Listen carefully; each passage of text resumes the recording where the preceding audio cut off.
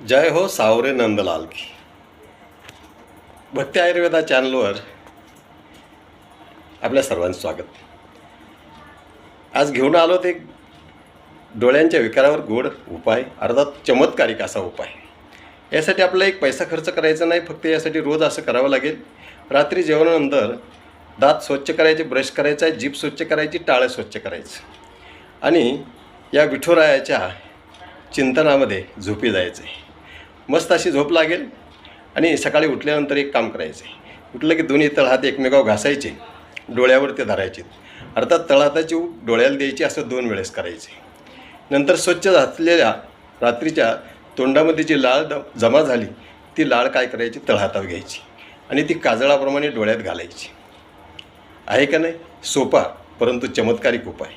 डोळे लाल होणे, चुरचुरणे, डोळ्यातून पाणी येणे, अशा अनेक विकार